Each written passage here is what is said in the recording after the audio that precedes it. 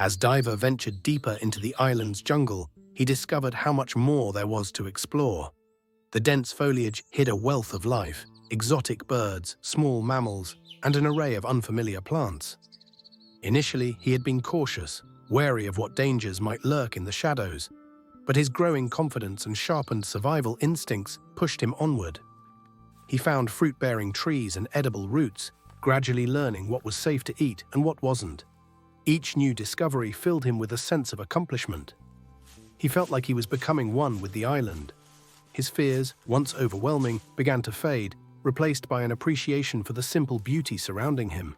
The island, once hostile and isolating, now felt alive with possibility. Yet the jungle held its own dangers.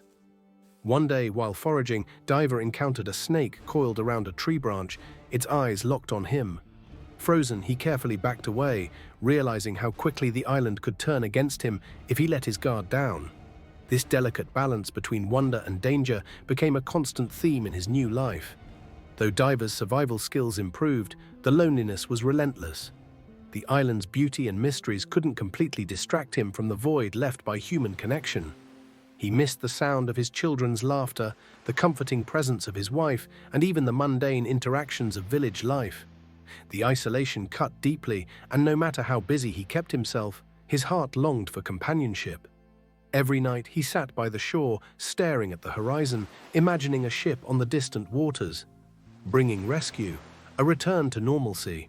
But each morning he awoke to the same endless sea, a reminder that, for now, he was truly alone. As much as Diver tried to stay strong, the loneliness occasionally overwhelmed him.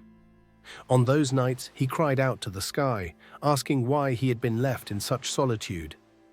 His prayers brought fleeting moments of peace, but they couldn't fully soothe the ache inside him.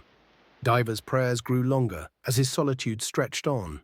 What had begun as desperate cries for help evolved into quiet conversations. His faith, once a distant memory, was slowly rekindling. As the days passed, he reflected more on the teachings his mother had instilled in him as a child. She had always said God had a plan, even when it wasn't clear.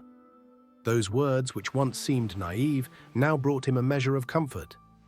He began to view the island differently, not as a prison, but perhaps as a place for healing, a chance to rediscover who he was and what he believed. Each time he gathered food or worked on his shelter, it felt like part of a larger journey, one leading him to something greater. His nightly prayers shifted from desperation to gratitude.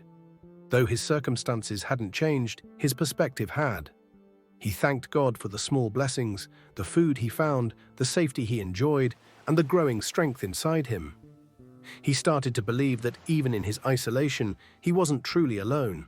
Diver's days fell into a routine.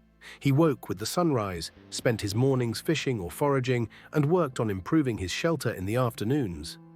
By evening, he sat by the shore, watching the sunset while offering up his prayers.